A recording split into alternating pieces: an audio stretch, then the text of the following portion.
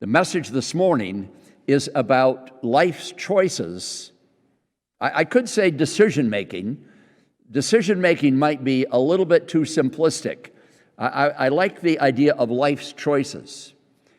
And the fact that if we're going to make correct life choices, we have to realize who we are as a person. And so we're going to look this morning at what I'm going to call the who and the do as we examine life's choices. Now, some of those choices are big choices. I wrote down some of these, like marriage, whether or not to get married. Sometimes people are struggling within a marriage and asking whether or not that marriage is going to survive. Money, investments, how to spend money. School, whether or not to go to school, get a degree, drop out of school, not go to school at all, work at a profession. Politics, what my politics are, how they're going to line up with, again, who I am as a person. These are some of the really big issues in life. But there's also a lot of smaller issues. And maybe small isn't the right word, but smaller issues like, how am I going to spend my day? And at the end of the day, as I look back, can I say, Lord, I used this day well. I used this day to your glory. I used this day in significant ways. Or the tastes that we have, tastes in food and clothing, maybe the certain kind of car styles that we like, or hobbies, the kind of hobby that we have, or the TV shows that we watch, or the book that we decide to read. So lots of life choices. And maybe you haven't given a lot of thought to this, but our life choices need to be rooted in who we are as Christian persons. I was reading the script from a sermon on this topic that was preached by the pastor of one of the largest churches in the United States, Craig Groeschel. And he came up with this idea of the who and the do. That is, if you have the who correct, the do will follow. That if you attempt to have the do dictate who you are, like Pastor Greg in the video that we saw earlier, you can get into real trouble. Our behavior cannot dictate who we are. Who we are must dictate the behavior. And so I put together this little chart that's going to be up on the screen, the who and the do. So who I am leads to what I do. Or to put it another way, the who I am determines what I decide, what I do. Now, if I flip that around, if I just do things and then that determines who I am, that could create some real problems. I need to first search down within myself and discover who I am. And then once I have the who straight, the do will be straight. Once I know who, then the do will follow. This is really exemplified well in one of the shortest books in the Bible, the book of Philemon. We're going to look at that book of Philemon. If you want to look it up, it's a very difficult book to find because it's only one page long. It is just before Hebrews. It's the last in the series of books that the Apostle Paul has written. It goes 1st and 2nd Timothy, and then Titus, and then Philemon, and then Hebrews. So Hebrews is kind of easy to find. So get to Hebrews and then go backwards, and there you'll find Philemon. We're going to read a few verses from Philemon. But I chose Philemon because Philemon himself, the Apostle Paul in this letter, and the whole story exemplifies the idea of the who and the do. You see, Philemon was a wealthy man. He was a Christian man. He was apparently, now I'm going to use the word apparently several times because we don't have all the details. This is the only time that Philemon is mentioned in the Bible. We have very scant evidence of exactly what was going on in this situation. But apparently, Philemon was wealthy. He was a Christian. He was the leader in his church and the leader in his community. He was a very influential man. And he had a slave named Onesimus. Now, one of the problems that comes up in the New Testament, as well as in this book of Philemon, is the question of slavery. And this issue of slavery has frustrated and confused Christian people and Bible students down through the ages. Why didn't the New Testament condemn what was then a cultural practice, the practice of slavery. We know that slavery is wrong. It is wrong to treat people like property. It is wrong to own people and control their lives. We want freedom. We want to be individuals. And so we believe that slavery is wrong. And yet, in the New Testament, the Apostle Paul and others do not condemn slavery. They say that if you're a slave owner, you have to be just and fair and good and kind. And if you are a slave, you have to be obedient and faithful and hardworking.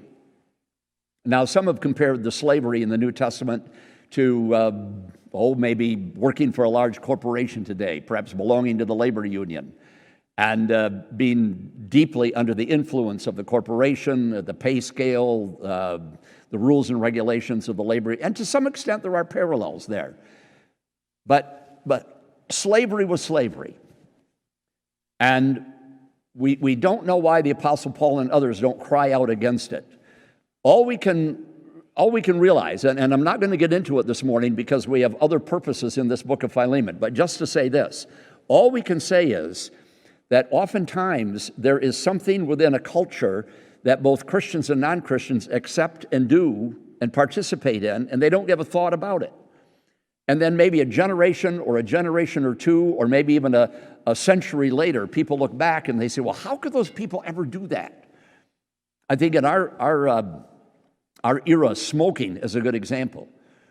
I remember back when I was first a Christian school teacher, smoking was, it was just very accepted. Elders and deacons and ministers would get together on Monday nights in their consistory room, and the air would turn blue with smoke as they smoked their cigarettes and cigars and pipes. And in the Christian school, there was oftentimes a separate coffee room for the teachers that smoked. Well, now we look back on that, we say, how in the world could those people be that way? You can't even smoke on the property of the church or of the school. And yet back then, see, as time passes, we look back and we say, that was wrong. Why didn't people cry out against it, especially Christian people at that time? And we don't always understand it. Same thing here is true of slavery. And that's all I'm going to say. But when we get back to our in-person Bible studies, if you want to talk about it, we can. But I want to get back to the fact that Onesimus was a slave and Philemon was the owner. He was the master. And apparently, there's that word again, apparently Onesimus had run away. He had escaped. Now, if you run away and get caught, the penalty is very severe. You could even be executed. But Onesimus comes in relationship with the Apostle Paul, and Onesimus becomes a Christian. Now what do? As a Christian, he has to be obedient. Does that mean he goes back to Philemon? But what if Philemon decides to imprison him or beat him or kill him? And so the Apostle Paul writes this letter, and he says to Philemon, Philemon, I'm going to send Onesimus back to you. Now here's the point, and here's the point of the message this morning. The Apostle Paul does not tell Philemon what to do.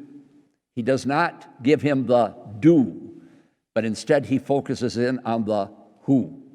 He says, Philemon, I know who you are, and I know that you're a Christian, and so I'm going to send Onesimus back to you, and I'm going to let the who determine the do. That is, determine how you're going to treat him. Now, I hope you treat him as a Christian brother, but that has to come from you.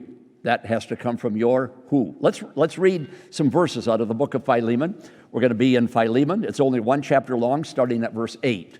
Although in Christ I could be bold and order you. See, I could tell you what to do, but Paul says I'm not going to do that. I could order you to do what you ought to do, yet I prefer to appeal to you on the basis of love. It is none other than Paul, an old man and now also a prisoner of Christ Jesus, that I appeal to you for my son Onesimus, who became my son, that is, became a Christian brother, while I was in chains, that is, while he was in prison.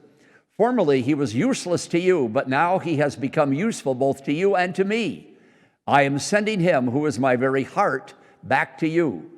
I would have liked to keep him with me so that he could take your place in helping me while I'm in chains for the gospel.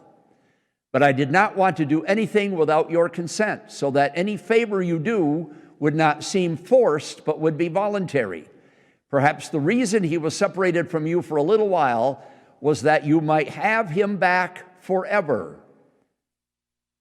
No longer as a slave, but better than a slave, as a dear brother. He is a very dear person to me, but even dearer to you, both as a fellow man and as a brother in the Lord. So if you consider me a partner, welcome him as you would welcome me. You see what Paul is doing here? See what Paul is doing here? He says, I'm not going to tell you exactly what to do, but I'm going to appeal to you as a Christian brother and to say, you know who you are, Philemon. And because of who you are, you need to make some decisions about how to handle Onesimus, your runaway slave. See, that's the principle here. That's right down at the roots of what we're talking about this morning. I have to take a look at who I am as a person. And when I more and more discover who I am as a person, then I will know how to make those life's decisions. The who will drive the do. Who I am will determine the what. Well, I first have to discover who I am as a person. And you might say, well, that's easy. And then give your name and where you work and perhaps your age and so forth. But that's not really who you are. It is, but it isn't. I decided to go to a book that I have on my shelf, a book written by Paul Tournier, a great Christian psychologist who lived in the 20th century, wrote a lot of books. I use him from time to time as examples. And Paul Tournier wrote a book called The Meaning of Persons. And I went to this book and read quite a bit of it about what it means to be a person. And what Paul Tournier does in this book is he separates what he calls the personage from the person. The personage, he says, that's the facts, the statistics, the factual, the objective. Your name, where you work, how old you are, how much you weigh, were you one of 10 children, an only child, how long have you been married, if you're married, those are the... Now those things can certainly help to make a decision in many situations. For example, if you are 20 years old and you have an entrepreneurial spirit and you have a lot of skills in the area of finance and business, and you've been working at a dead-end, kind of a low-paying job, and you decide you're going to launch out and try to establish a brand new business, kind of like a Rich DeVos with Amway kind of thing, we would say, yeah, the statistics, the facts would lend themselves to do that. At the same time, if you weigh 350 pounds and you have bad feet, and you show up at the ballet school and say that you want to begin taking lessons, that might be a problem, okay? So the personage, the objective, the facts can help to make a decision as far as the what or the do. But what Tournier says in his book is, he says, you've got to dig down into who you are, into the subjective, into the spiritual, into the inductive, the inner self, the inner me. Who am I down deep inside? He says, let me read a little bit from the book. He says, however difficult and incomplete the search for oneself, one's person, God's guidance is that which creates the person, that which is the source from which new life, liberty, and decision-making will spring. See, God and I have to have conversation deep down inside so that I can begin to determine who I am as a person. He goes on to say, it is this conversation face-to-face with God that the miser can recognize his stinginess and free himself from it and turn himself towards generosity. The spender also can free himself and administer his goods more wisely. Seeking God's purpose means wholeheartedly accepting each circumstance that arises, facing all the problems that arise, listening to what God is saying in it and through it about who I am as a person. You see what he says here? He says, as the miser, the stingy person, discovers more and more as a Christian now who he is as a person, he says, I don't want to live that way anymore. And so the who begins to change the do. One other example from the book. He says, God is like a great music composer. He has composed our lives like a musical score. And we are the conductor of the orchestra. And the orchestra is me as a person, both the personage, the objective, as well as the person, the subjective.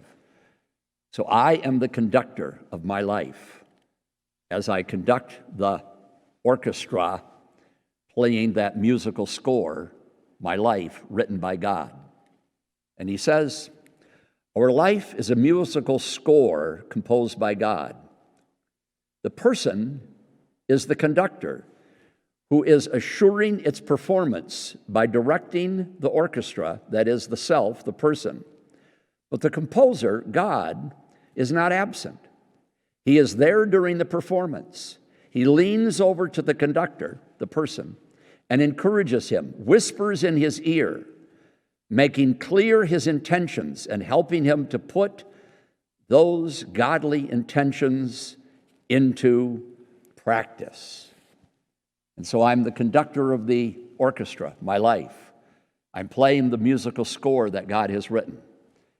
And all the time I'm doing that, God is there, he says, whispering in my ear, giving me guidance, intention as to what I am to do, how I'm to act, the who, determining the do. Now, it could be a struggle finding out who I am as a person. I got to really dig down deep inside. Who am I? Have that face-to-face conversation with God. And then that has to produce the do, the what, in my life. I remember back many years ago, 50 years ago, I had completed my seminary education, ready to graduate after the 3 years in seminary. And I found out just before graduation, to my delight and surprise, that because of my grades, I had earned and I was being awarded a scholarship. I could go on for another year or two and get a master's degree in New Testament free of charge. Now, the personage, that is the objective, would have indicated that that was a good idea and I should do it. We were married at that time. My wife, Elida, was working full-time. I was working part-time as a baker at Van's Pastry Shop. Good place, by the way, to get your bread these days. And so we could have afforded it. We didn't have any children at that time. And everything looked like I should say yes. But I dug down into myself and said, who am I? What does God want in my life? And I just didn't have any peace accepting that scholarship. And I remember the day that I walked into the office of the New Testament person and I said, I'm not going to accept it. Much to the delight, by the way, of the next guy, grade-wise, his GPA, he was going to get it. And by the way, I ran into him a short time ago, 50 years later, and he thanked me again for not doing it, that he could do it. He was delighted. But I said, I've been in school for 7 years, and I want to get into the classroom and even into the pulpit, and I want to be a teacher, I want to be a pastor, I'm ready for that. That's in my person. That's who I am. And therefore, I can't do this, I have to do that.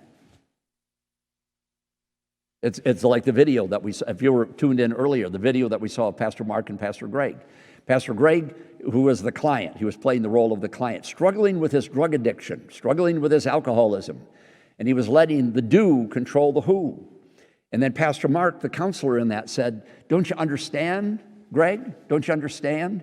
Step 1 of the 12 steps, that without God taking control of your life, you have no hope. So you don't let your behavior dictate who you are.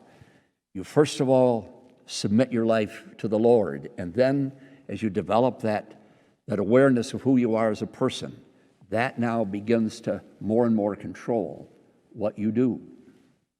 It's like Heidelberg Catechism, question and answer number 1.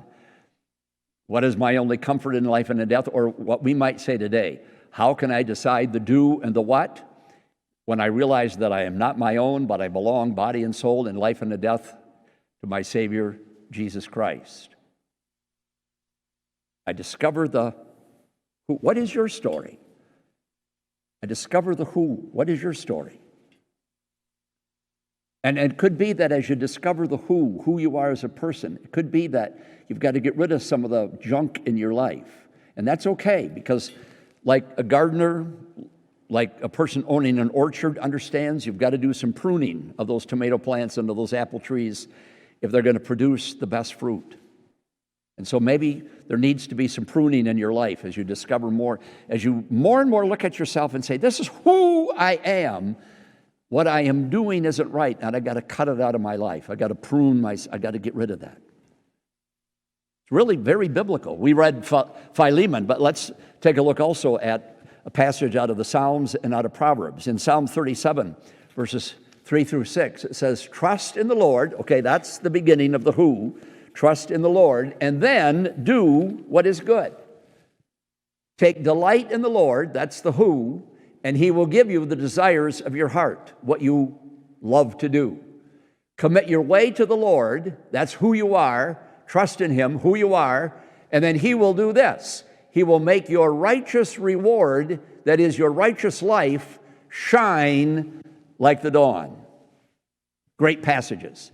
If you didn't catch those, that was Psalm 37, verses 3 through 6, and Proverbs 16, verse 3. You discover the who in the Lord, who I am as a Christian person. That determines the do, even if it means some pruning, some things that you got to get rid of, or maybe some things that you've got to add to your life. But maybe you say, yeah, but I've made some horrible mistakes in my life. I've done some nasty things. I've made some serious mistakes. How could God ever love me? How could I ever get to that point that my who is really a child of God? You got to understand something, and I want to be really careful here because I don't want to underestimate the importance of what we do. But this Pastor Crochelle brought this out as well. And I want to bring it out. God is more concerned with the who than he is with the do.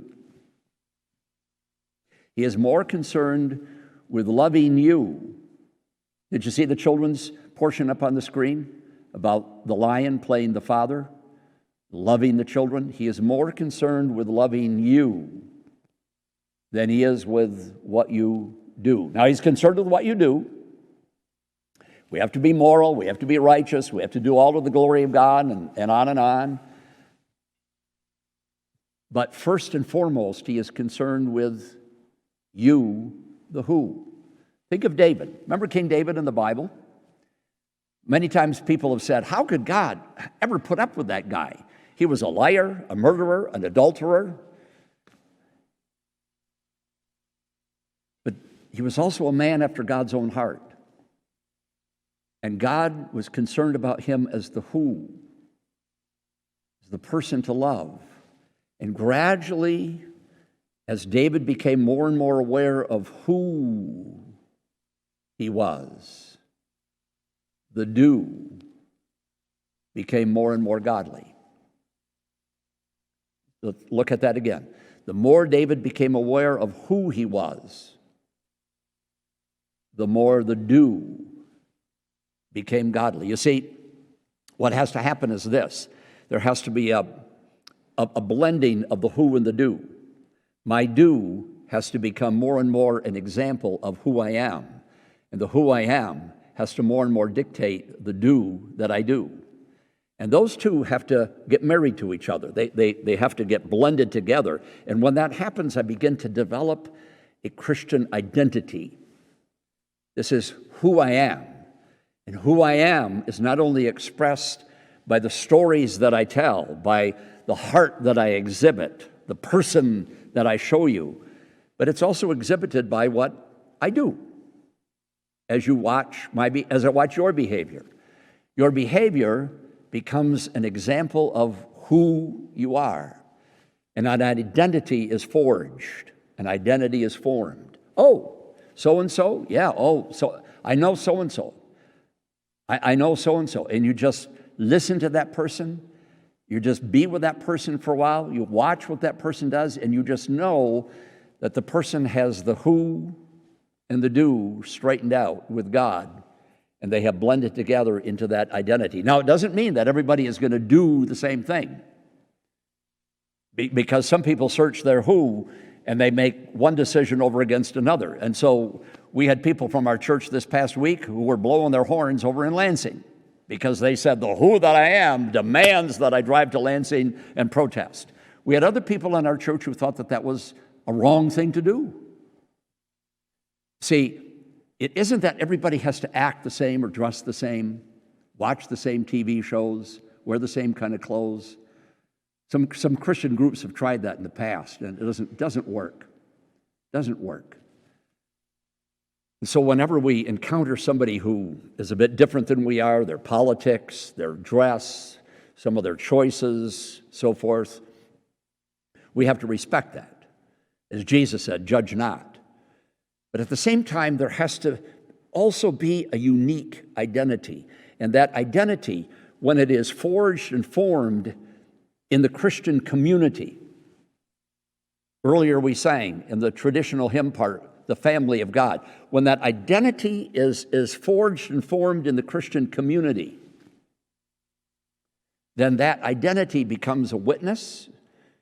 It becomes a source of strength for others. It becomes a source of teaching for the less mature Christian. And we also have to be careful that the person, the who that I am, and the do that I'm expressing is consistent. See, I gotta be careful once that identity is formed, where I hang out, the stories that I tell, the speech that I have. We've had the situation before where somebody gets an identity formed, and then people watch what they put on Facebook, and they say, is that the same person? Is that the same who? Because what they do on Facebook is different what they apparently do in the church community, or places that we hang out, where we go for entertainment, the kind of stories or jokes that we tell, the kind of attitudes that we express. There has to be that identity, and that identity is consistent.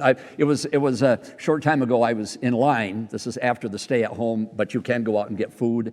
I was in the drive-through line at Taco Bell, and in front of me there was a car with one of those plastic pizza delivery things on the top. Now, I won't tell you what company it was. I'll just use Jets as the example, Jets Pizza. And there it was, Jets Pizza in the Taco Bell line.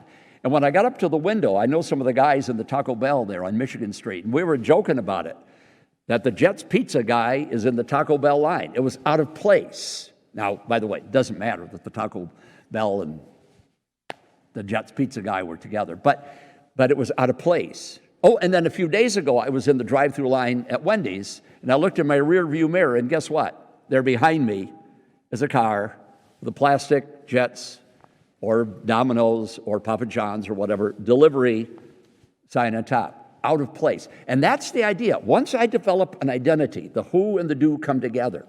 Once I develop that identity, then I have to make sure that as I move into different areas, be it Facebook or where I choose entertainment, or that my speech, both within the church as well as in social gatherings, just my whole attitude and behavior, that there's a consistency, that the Christian personage, blended, the who and the do into an identity, is consistent, so that there will not be confusion, there will not be frustration, there will not be cries of hypocrisy, but rather that identity, that Christian person, will be a teacher, an encourager, an uplifter, a strengthener of others within that Christian community who are very likely still in the process of forming the who, so that they will know better